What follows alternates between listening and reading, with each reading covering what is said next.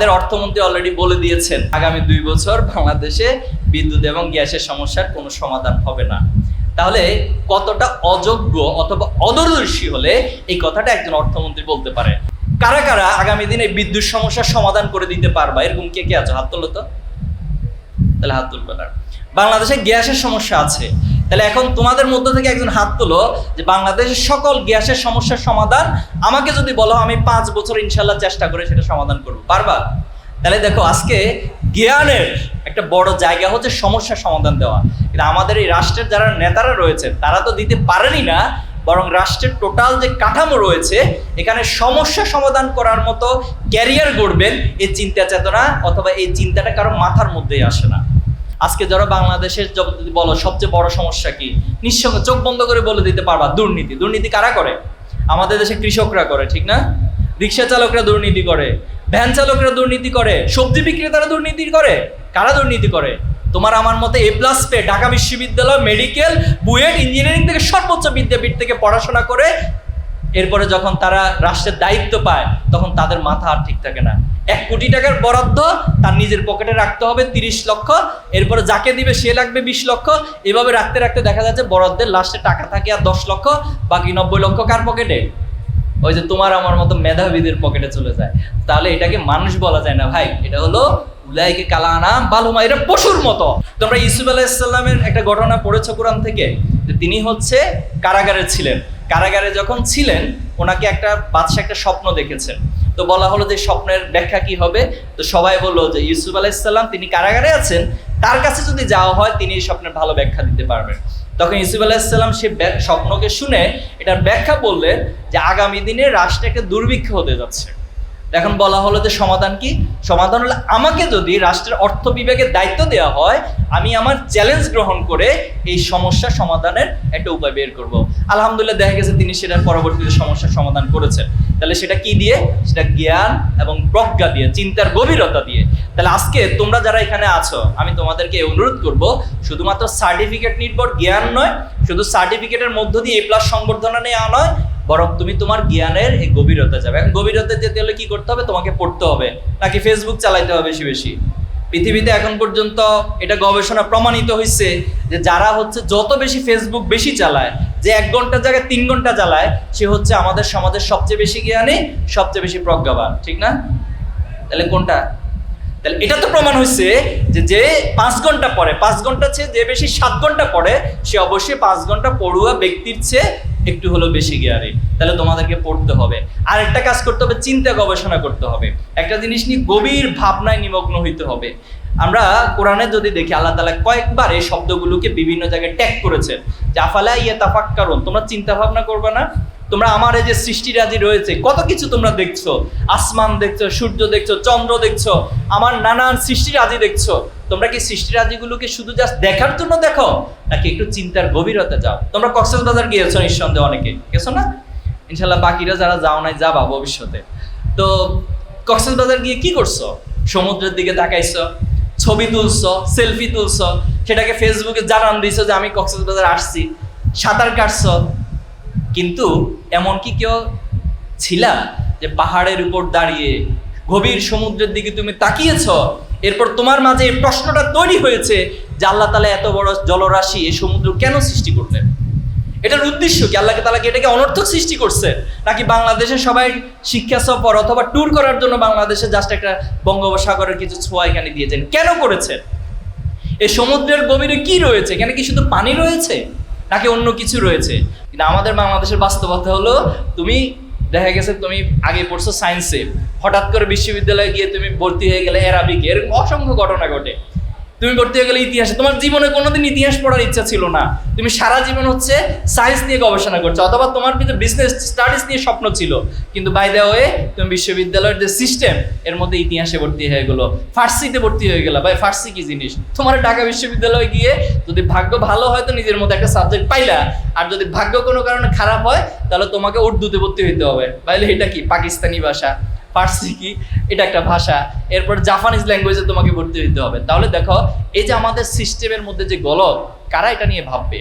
কারা এই সিস্টেমের পরিবর্তন করবে? নিঃসন্দেহে যারা আমাদের নেতৃত্ব দিচ্ছে।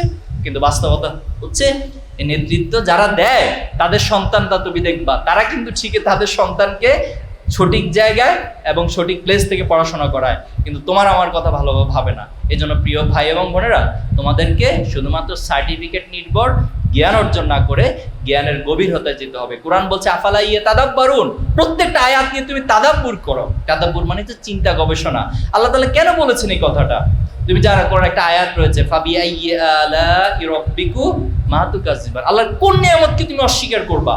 আজকে যদি তুমি শুধু এখান থেকে গিয়ে তুমি তোমার নিয়ামতের কথা চিন্তা করো, আমি আমার নিয়ামত আল্লাহর কাছ থেকে এ পর্যন্ত কি কি পাইছি, তুমি লিস্ট করে শেষ করতে পারবা না। তোমার পারিবারিক বাস্তবতা, তোমার একাডেমিক বাস্তবতা, আল্লাহ তোমাকে যা দিয়েছেন এটা শেষ করতে পারবা না। কিছুদিন আগে তোমরা জানো ঢাকা মিরপুরে রামিসা নামক একটা ছোট্ট শিশুকে দর্শন করেছে। দর্শন করার পর তাকে একবার টুকরো টুকরো করে তার লাশগুলোকে আলাদা করেছে। জানো তো ঘটনাটা? আচ্ছা, এখন দেখো তো একটা মানুষ কি এই কাজটা করতে পারে? একটা ছোট্ট একটা শিশু, তাকে ধর্ষণের মতো একটা ন্যাক্কারজনক ঘটনা ঘটিয়েছে। এরপরে কি করলো, সে এটা বাইরে গিয়ে বলে দেয় কিনা, এই জন্য তাকে হত্যা করলো। হত্যা করার পর চিন্তা করলো তার লাশ যেন কেউ খুঁজে না পায়, এই লাশগুলোকে আলাদা আলাদা করে দ্বিখণ্ডিত করে খণ্ড বিখণ্ড করে ফেললো। তাহলে একটা মানুষের দ্বারা কখনো এই কাজ করা সম্ভব না। তাহলে আমরা এটাকে কি মানুষ বলতে পারি না পশু বলতে পারি? তাহলে আল্লাহ তাআলা কোরআন যে কথাটা বলেছেন উলাইকা কাল আনাম বাল হুম আদল, তার চেয়ে নিকৃষ্ট। তোমরা ফিরাউনের নাম শুনছো। ফিরাউন কেন বিখ্যাত? বিখ্যাত না কুখ্যাত? কুখ্যাত। কি জন্য? সে অহংকার করছে, দাম্ভিকতা করছে, এরকম না? দেখো সে কেমন মানে অমানবিক কাজ করেছে। সে জেনেছে যে আগামী দিনে এই রাষ্ট্রে যে শিশু সন্তান জন্ম নিতে যাচ্ছে, এটা ভবিষ্যতে তার ক্ষমতার জন্য থ্রেট হতে যাচ্ছে। সেটা সে গবেষণা করে অথবা তার যারা মানে রাজ্যে আছে তাদেরকে দিয়ে ক্যালকুলেশন করে এটা বের করলো। বের করার পর সে সিদ্ধান্ত নিল, তাহলে এই সমাজে আগামী কয়েক বছর তার পুরো রাষ্ট্রে সে চিন্তা করলো কত গর্ভবতী মায়েরা আছেন। এরপরে সবাই লিস্ট করে ফেলা হলো। মানুষ হলে এই কথাটা কাজ করতে সম্ভব। তাহলে আমাদের এই সমাজে হাজার হাজার, এখন পর্যন্ত তুমি কিছুদিন আগে একটা বক্তব্য দিয়েছে ভিডিও ছাড়া, দেখছো নাকি তোমরা? মানে ছবি দেখাবে না, ভিডিও দেখাবে না, তিনি বক্তব্য দিবে। যাই হোক দিয়েছে, সেখানেও তিনি বলেছেন যে আমাদের মেট্রো রেলকে পুড়িয়ে দেওয়া হয়েছে। কারা? দুষ্কৃতিকারীরা। আমাদের বিটিভি ভবনে হামলা করা হয়েছে। কারা করেছে? ছাত্র জনতা নামক দুষ্কৃতিকারীরা। কিন্তু তিনি যে হাজার হাজার মায়ের বুক খালি করেছেন, কাছের মানুষটাকে হত্যা করেছেন, এটা নিয়ে এখন পর্যন্ত তার ভিতরে কোনো অনুশোচনা তৈরি হয় না। তাহলে আমরা কি এটাকে মানুষ বলতে পারি? মানুষ বলতে পারি। এটা অমানুষের কথা। এই জন্য উলাইকা কাল আনাম বাল হুম আদল। তোমরা বুয়েটের একটা ঘটনা জানো, আবরার ফাহাদের ঘটনা জানো তো? এটা আবরার ফাহাদকে কারা মারছে? 14 গ্রাম থেকে একটা গ্রুপ যাই, আর কিশোর গ্যাং অথবা টোকাই অথবা মাদকাসক্ত একটা গ্রুপ গিয়ে মারছে না। সে বুয়েটের মতো বাংলাদেশের সর্বোচ্চ বিদ্যাপীঠ, যেখানে ইঞ্জিনিয়ারিং সেক্টরে ভর্তি হতে হলে সর্বোচ্চ কম্পিটিশনের প্রমাণ রেখে তাকে ভর্তি হতে হয়। তাহলে সেখানে আবরার ফাহাদকে হত্যা করা হয়েছে কেন? সে নামাজ পড়ে। নামাজ পড়ে এই জন্য সে শিবির। সে টাকনুর উপরে প্যান্ট পরে। এরপর হচ্ছে সে সত্য কথা বলে, সে আজে বাজে আড্ডা দেয় না, সে মাদক গ্রহণ করে না। সে যদি কোনো অন্যায় হতে দেখে সাথে সাথে সেটার প্রতিবাদ করে, এজন্য সে শিবির। এজন্য তাকে কি করতে হবে? তাকে পিটাইতে হবে। পিটাইতে পিটাইতে অবস্থা এমন পর্যায়ে নিয়ে গেল যে তাকে সে পিটিয়ে পিটিয়ে হত্যা করে ফেললো। এমন পর্যায়ে তার মুখ দিয়ে বমি বের হচ্ছিল, বারবার লালা বের হচ্ছিল, সে পানি চাচ্ছিল, তাকে পানি না দিয়ে বরং তারা প্রস্রাব খেতে দিয়েছিল। তাহলে তুমি বলো, আজকে যারা সমাজের এই মেধার স্বাক্ষর রেখে তোমার আমার মতো এই প্লাস পেয়ে বুয়েটের মতো শিক্ষা প্রতিষ্ঠানে ভর্তি হয়েছে, এবং তাদের হাতে যখন আমরা এই দৃশ্যটা দেখি, এদেরকে কি আমরা মানুষ বলতে পারি? তাহলে এদের জন্য আল্লাহ তাআলার এই কোরআন আয়াত উলাইকা কাল আনাম বাল হুম আদল। আজকে যারা বাংলাদেশের যদি বলো সবচেয়ে বড় সমস্যা কি, নিঃসঙ্গে চোখ বন্ধ করে বলে দিতে পারবা দুর্নীতি। দুর্নীতি কারা করে? আমাদের দেশে কৃষকরা করে, ঠিক না? রিক্সা চালকরা দুর্নীতি করে, ভ্যান চালকরা দুর্নীতি করে, সবজি বিক্রেতারা দুর্নীতি করে। কারা দুর্নীতি করে?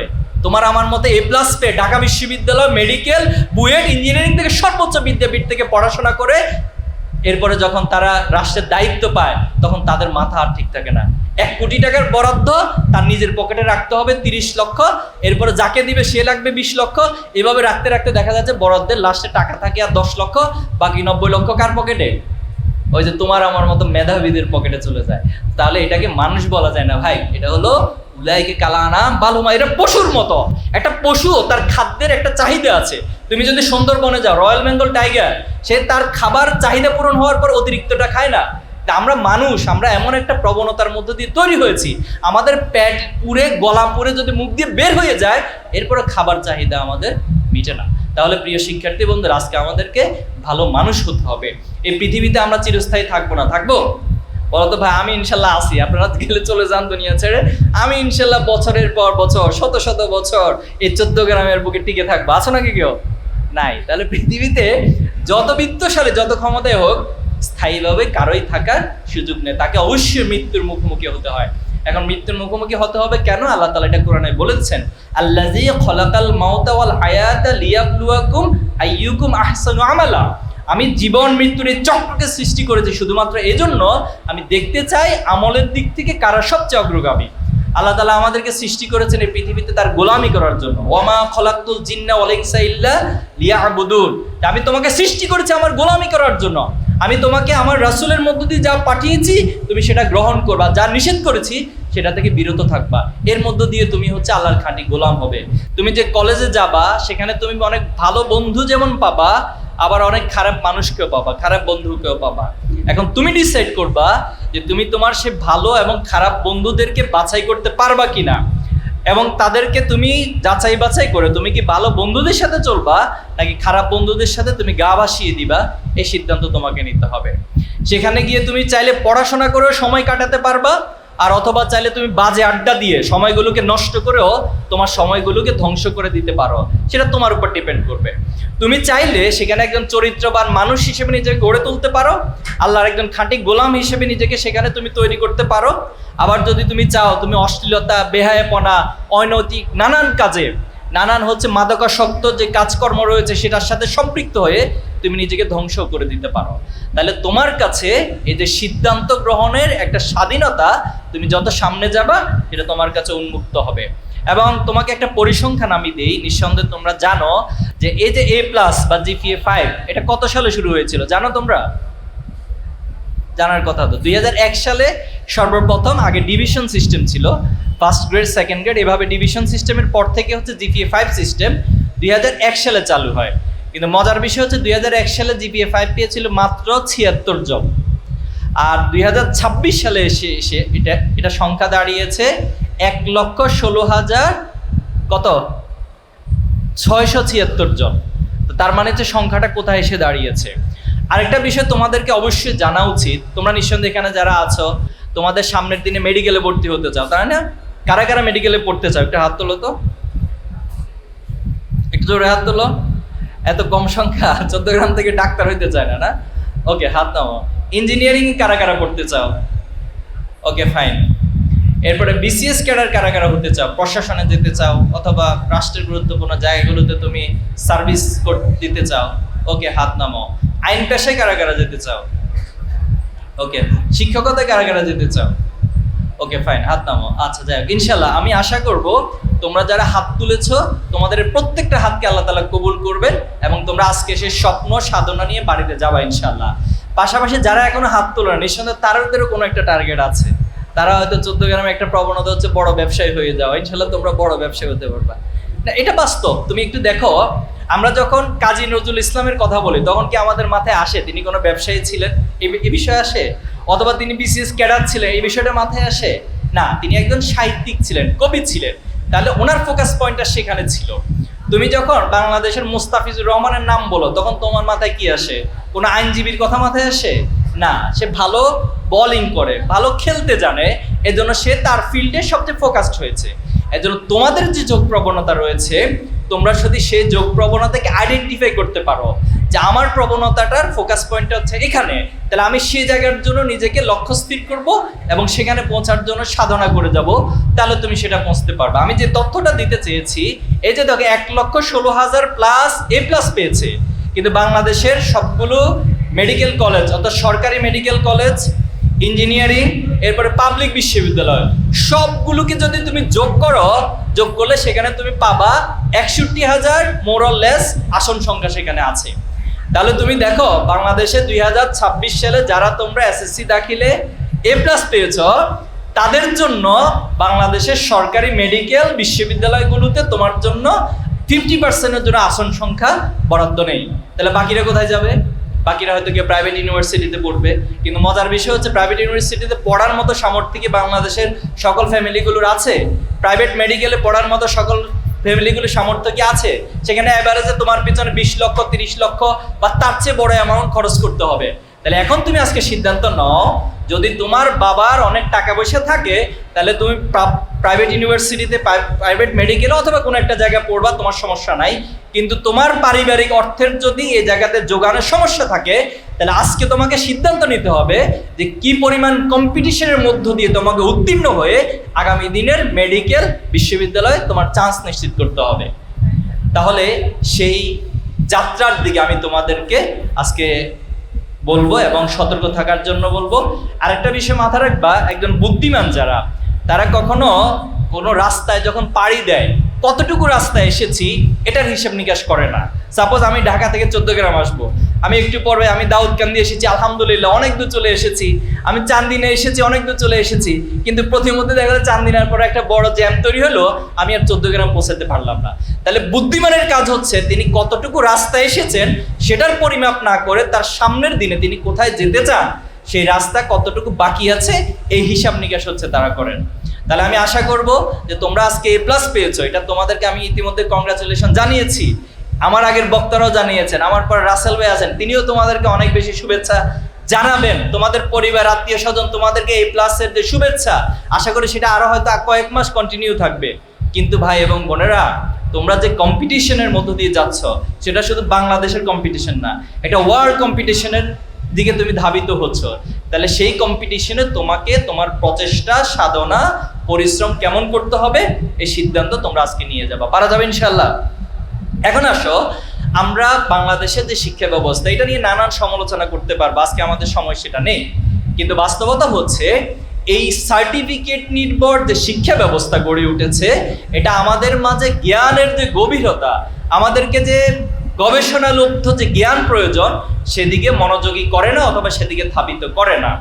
আজকে তুমি যখন দেখবা যে মুসলিম সভ্যতা ছিল 8ম থেকে 1300 শতক পর্যন্ত, এবং সেই স্পেন থেকে শুরু করে চায়না পর্যন্ত মধ্য এশিয়ার এই পুরো জায়গাটা জুড়ে জ্ঞান বিজ্ঞানের একটা উৎকর্ষতা ছিল, একটা পরিচর্যা ছিল, জ্ঞান বিজ্ঞানের পরিচর্চা সেখানে ছিল। সেই চর্চার মধ্য দিয়ে যে বিজ্ঞানীরা তৈরি হয়েছেন, তোমরা হয়তো ইবনে সিনার নাম শুনেছেন, যিনি চিকিৎসা বিজ্ঞানের জনক ছিলেন। এরপরে ইবনে হাইসাম, যিনি চোখের দিকে চোখের লেন্সকে পরীক্ষা করে পরবর্তীতে ক্যামেরা লেন্স এই তত্ত্ব তিনি দিয়েছিলেন। আজকের দিনে যে ক্যামেরা আবিষ্কার হয়েছে, ক্যামেরা চালাই আমরা, এটা ইবনে হাইসামের সেই তত্ত্ব থেকে আবিষ্কার হয়েছিল। এরপর আব্বাস ইবনে ফিরনাস, তিনি হচ্ছে উড়ন্ত পাখি কিভাবে উড়ে এই চিন্তা যখন ওনার মাথায় এসেছে, তিনি ভাবতে ভাবতে আজকে যে উড়োজাহাজ আমরা দেখি, চলছে বিমান, এই তত্ত্ব আজকে পৃথিবীতে বিজ্ঞানীরা আবিষ্কার করেছে। এবং অধিকাংশ ওই সময়ের মধ্যযুগের সে সময়ের বিজ্ঞানীদের তত্ত্বগুলো পরবর্তী সময়ে এসে বর্তমান প্রজন্মের বিজ্ঞানীরা আবিষ্কার করেছে। কিন্তু দুঃখজনক হলো মঙ্গোলিয়ানরা আমাদের সেই ইতিহাস ঐতিহ্যগুলোকে ধ্বংস করে দিয়েছে। তারা যখন সেই মঙ্গল থেকে চেঙ্গিস খানের যে যাত্রা শুরু হয়েছিল একবারে ইউরোপের ধার প্রান্ত পর্যন্ত, মধ্য এশিয়ার প্রত্যেকটা জ্ঞান বিজ্ঞানের নিদর্শনগুলোকে, আমাদের যে সিম্বলিক যে বিষয়গুলো ছিল সবগুলোকে তারা নষ্ট করে দিয়েছে। এজন্য আজকে জ্ঞান বিজ্ঞানের সকল ধারক বাহক হয়ে গেছে পশ্চিমারা। তারা তাদের সেই ধারক বাহকের মধ্য দিয়ে পৃথিবীর সভ্যতার উৎকর্ষতা অথবা সভ্যতার যে সংজ্ঞায়ন, সভ্যতার যে তাদের হাতে, সভ্যতার সবকিছুর ফেরিওয়ালা তারা তাদের নিজের হাতে নিয়েছে। তা আমাদের দুর্ভাগ্য হয়েছে, আমরা আমাদের এই জ্ঞানটাকে দুইটা ভাগে ভাগ করছি, একটা হলো দুনিয়ার জ্ঞান, একটা হলো পরকালীন জ্ঞান। যারা দুনিয়ার জ্ঞানে জ্ঞানী হবে তাদের কাছে পরকালের কোনো হিসাব নিকাশ প্রয়োজন নাই, আর যারা পরকালীন জ্ঞান নিয়ে চিন্তা ভাবনা করবে, গবেষণা করবে, তাদের কাছে দুনিয়ার কোনো চিন্তা ভাবনার প্রয়োজন নাই। তার মানে হচ্ছে মুসলিমদেরকে এই দুইটা জ্ঞানে বিভক্ত করে আমাদের আলটিমেট যে উদ্দেশ্য, এই পৃথিবীতে সভ্যতার যে নেতৃত্ব দেওয়া, সেটা থেকে আমাদেরকে পিছিয়ে দেওয়া হয়েছে, খুব কৌশলে সেটা করা হয়েছে। আর আমরাও আমাদের অপারগতা, দুর্বলতার কারণে আজ পর্যন্ত সে পিছনের যে পশ্চাৎপদ সে জায়গায় অবস্থান করছি। এ জায়গায় ইসলামের নীতিমালা কি? ইসলাম তোমাকে বলছে তুমি বড়, ইকরা বিসমি রাব্বিকাল্লাযী খলাক, বড় তোমার প্রভুর নামে যিনি তোমাকে সৃষ্টি করেছে। তুমি কখনো ভেবেছো আল্লাহ তাআলা এত হাজার হাজার আয়াত থাকতে এই আয়াতটাকে কেন বলেছেন? কারণ ইসলাম হচ্ছে জানা, বোঝা, উপলব্ধি করা, এবং গভীরভাবে, শুধুমাত্র উপলব্ধি না, শুধুমাত্র দেখা না, গভীরভাবে উপলব্ধি করার নাম হচ্ছে ইসলাম।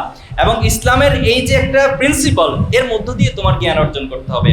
আল্লাহ তাআলা কোরআনে স্পষ্ট বলেছেন, আজকে ধরো তুমি যদি মানুষকে পার্থক্য করতে চাও যে আল্লাহর কাছে আসলে কারা সম্মানিত, কারা আল্লাহর কাছে মর্যাদাবান, আল্লাহ স্পষ্ট বলে দিয়েছেন কুল হাল ইয়াস্তাবিল্লাযিনা ইয়ালামুনা ওয়াল্লাযিনা লা ইয়ালামুন, যারা জানে আর যারা জানে না তারা কখনো আল্লাহর কাছে এক না। যারা জানে তাদের মর্যাদা সম্মান আল্লাহ তাআলার কাছে অনেক বেশি।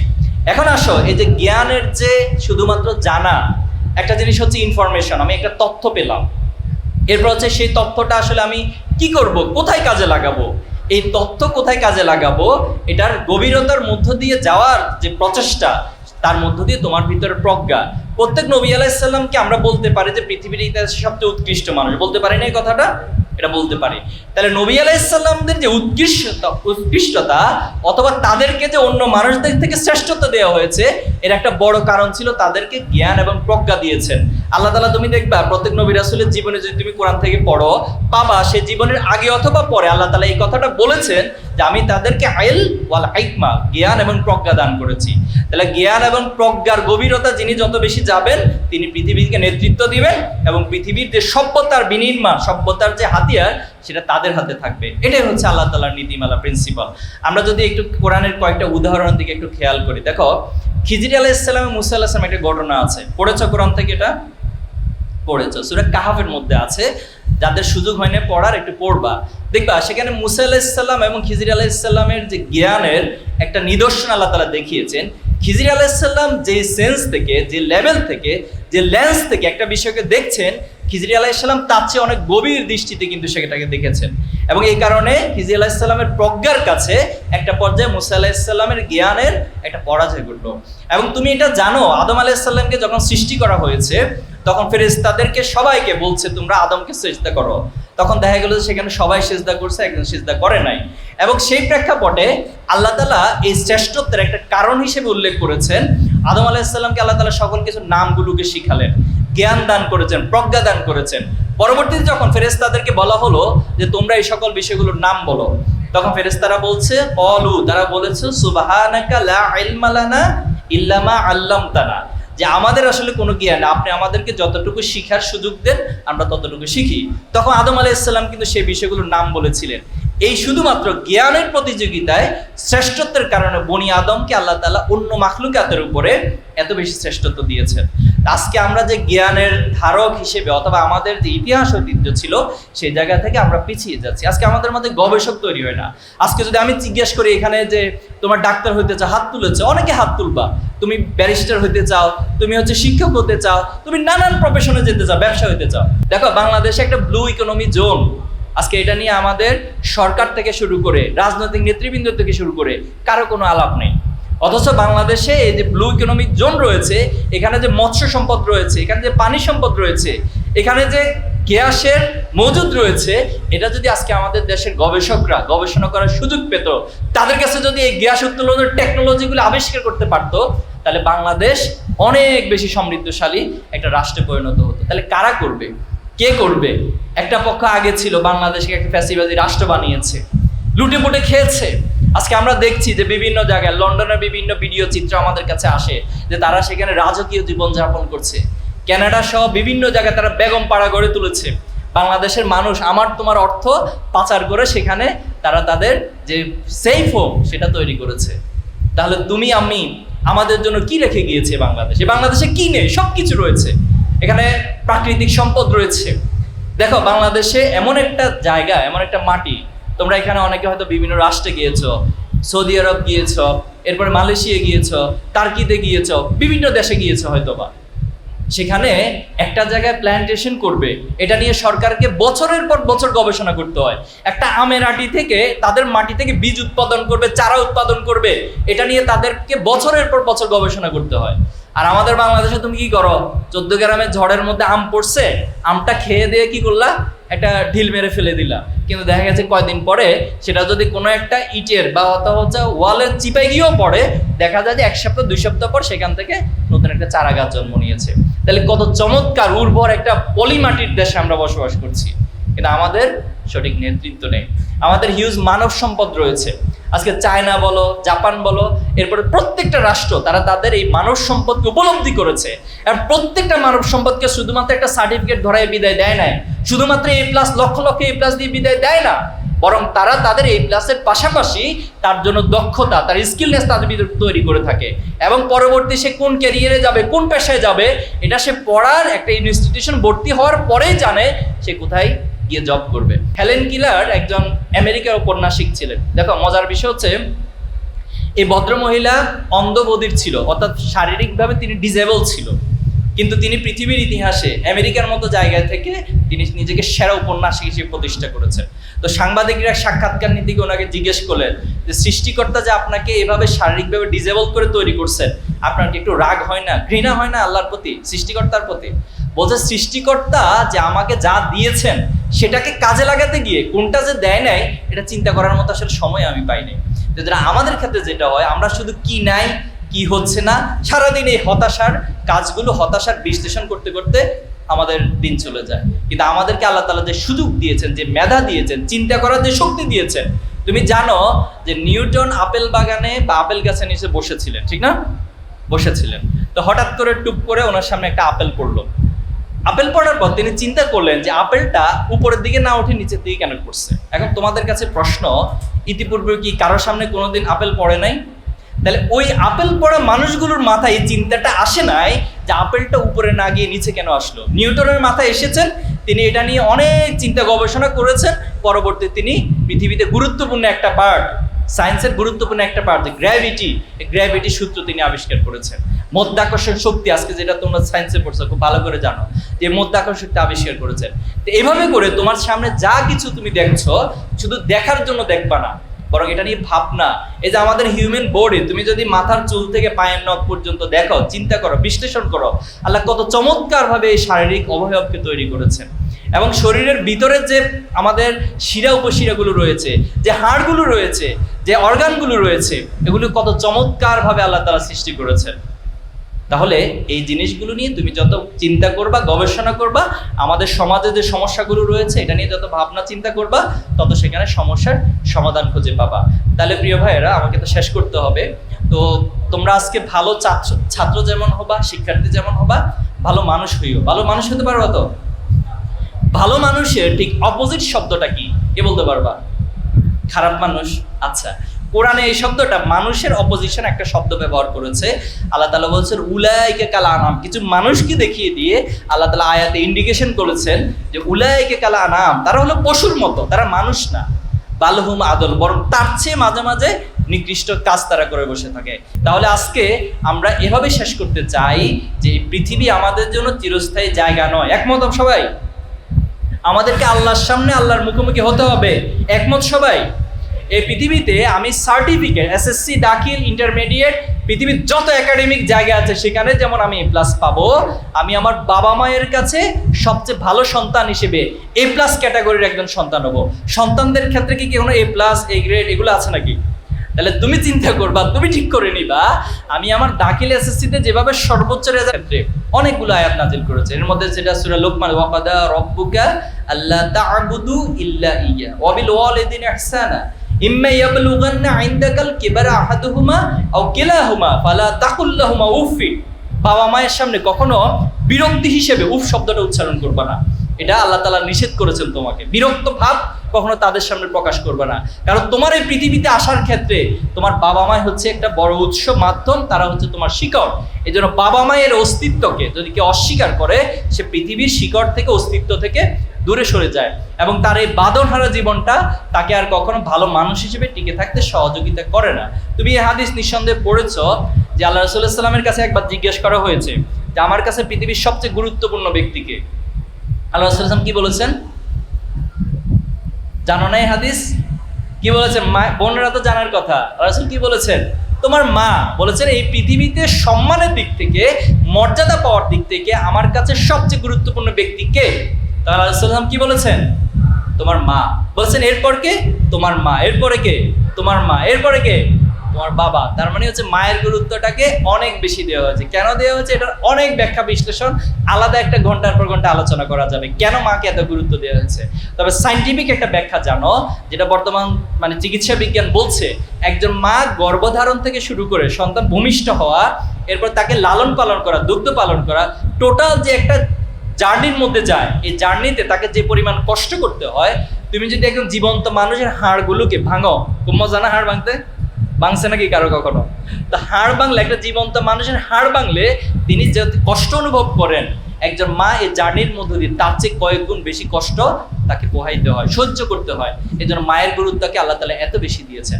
এই জন্য এই মা বাবার যে সদাচরণ সম্মান, সেটা আমরা রক্ষা করবো। পারবো তো ইনশাল্লাহ? তাহলে বাবা মায়ের কাছে A+ ক্যাটাগরি, বন্ধুদের কাছে A- ক্যাটাগরি হলে হবে, তাই তো?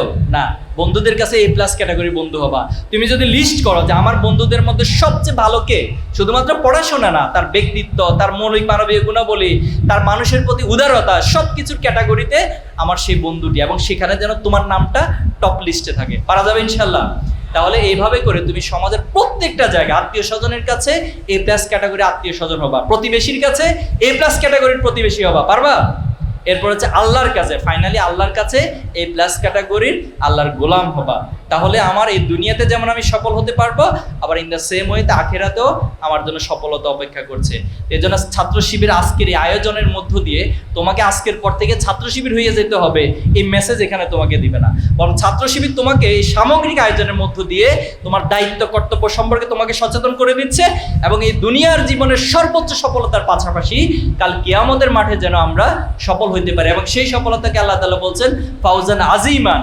তুমি যদি এই দুনিয়াতে সর্বোচ্চ সফল হইলা, কিন্তু কাল কিয়ামতের মাঠে যদি তোমার জন্য জাহান্নাম বরাদ্দ হয়ে যায়, তুমি যদি আল্লাহর খাঁটি গোলাম না হতে পারো, আল্লাহ যদি নাফরমান গোলাম হিসেবে আল্লাহর তোমার জন্য জাহান্নাম বরাদ্দ করে দেয়, তাহলে এই সফলতাগুলো তোমার কাছে কোনো মূল্য সেদিন আর থাকবে না।